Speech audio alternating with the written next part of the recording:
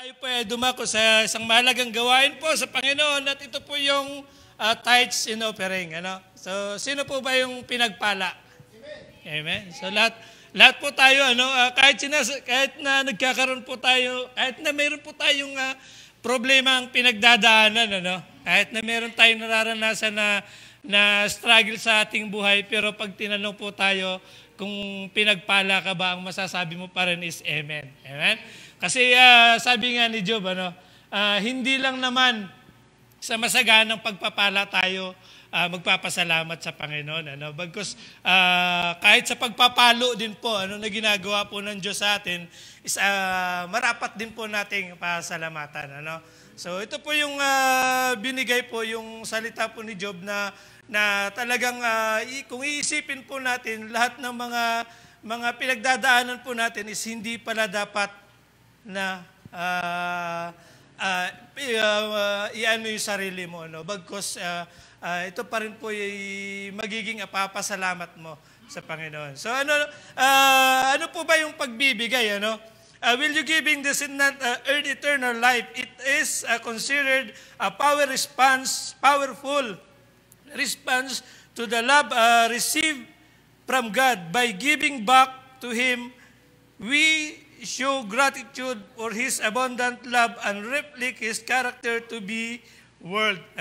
So dito po, bagaman sa pagbibigay, is halimbawa na lang po, sasabihin po natin na nagbibigay naman ako, nagbibigay ako ng tithes, offering ko, nagbibigay ako ng para sa simbahan, is hindi po pala dapat na sasabihin mo na dito ay magkakaroon ka ng buhay na walang hanggan. Hindi lang sa pamamagitan ng pagbibigay. Ang pagbibigay, ito ay tinuturing na isang makapangyarihang tugon ng pag-ibig na natanggap mula sa Diyos sa pamamagitan ng pagbabalik sa Kanya. Nagpapakita tayo ng pasalamat sa Kanya, masaganang pag-ibig at pinakita ang Kanyang katangian sa mundo. So dito po yung sinasabi, by giving back Him, we show gratitude for His abundant love and reflect His character to the world. So napakaganda po nung message kung paano po yung way ng pagbibigay, dapat po pala talaga natin ay naandun yung pag-ibig. Amen? So yung pag-ibig po na pagbibigay para sa Panginoon is dito po nagkakaroon ng kagalakan, kagalakan ng bawat isa o kagalakan na kung paano ka din pinagpala. Sabi po sa Deuteronomy 15 verse 10, give generously to them and do so what without grudging hurt. Then because of the Lord your God will bless you in all your works and everything you put your hand to. So ano po ba yung bragging? Dito po sinasabi po dito, yung sama ng loob. Amen? So sino po ba ang nakakaranas dito na nagbigay ng mayroong sama ng loob? Amen? Amen. Kung nararanasan po natin, lalo na sa po natin, sa pang-araw-araw po natin na galaw sa mundo na to, na yung bumili ka, kahapon lang kahapon ko lang bumili ka ng isang pagkain o di kaya binigyan ka ng isang pagkain, tapos nakita ka ng kapatiran mo, hindi mo pa nga natitikman, inunahan ka na, inubos pa. So ibig sabihin, pag humingi sa iyo yung kapatiran mo, sasabihin sa iyo, kuya, pahingi naman ng hindi mo pa nga natitikman inunahan ka na, inubos siya pa. So parang samahan nung katulad nung nangyari sa akin sa Alaya. Ang trabaho namin sa Alaya ay gawa ng hindi ko dala yung cooler Truck lang yung dala ko papunta ng Alaya. Hindi ko dala yung cooler.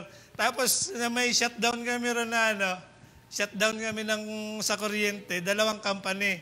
Tapos yung sa akin, dahil pinag-anuan ako ng sasakyan, sabi nung engineer namin, bili ka ng ng pagkain mo at saka tubig mo.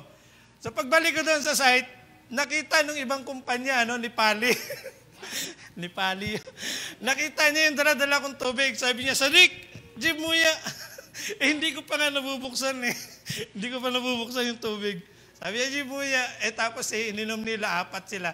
Yung 2 pa nasa taas ng, ng basket. Pinababa pa nila, tapos pinainom. Yung binili kong tubig na ubos, hindi pa ako nakakainom. Sabi ko, hindi ko pa nga naiinom. Matapos mamaya naano ko na, para sa ng ko, binigay ko sa kanila, tapos parang umano pa yung sumikip pa yung ko, yung puso ko doon na parang yung pagbibigay ko sa kanila. So, yun. Yun nga, nagkakaroon ka ng sama ng loob sa pagbibigay, So, yun po yung isa sa mga bagay na hindi po pala natin dapat gawin sa Panginoon, Kung magbigay po tayo para sa Kanya, dapat nandun yung kagalakan, Kasi kung magkakaroon ka ng sama ng loob, paano ka matatawag na isang generously kung meron kang sama ng loob sa pagbibigay, So paano, halimbawa na lang doon sa nangyari sa akin, paano nila masabi na, mabait pala itong tao na to, nagbigay ng tubig, pero masama pa ang loob. Di ba?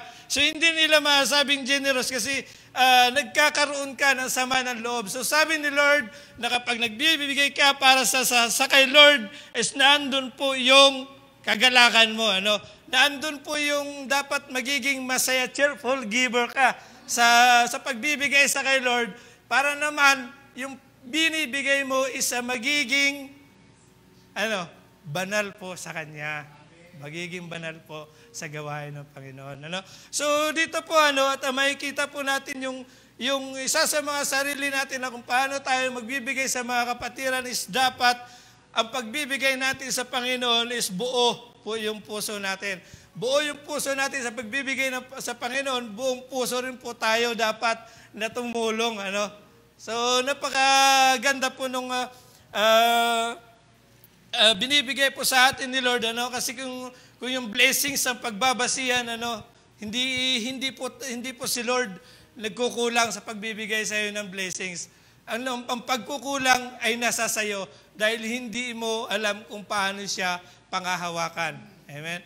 So dito po, yung blessings ni Lord na para sa atin, unang-una na lang po yung kalakasan mo, yung katalinuhan mo, yung nangyari, yung nagampanan mo, yung trabaho mo pang araw-araw ay isang blessing sa Panginoon at isang blessings na ibinigay sa iyo ni Lord.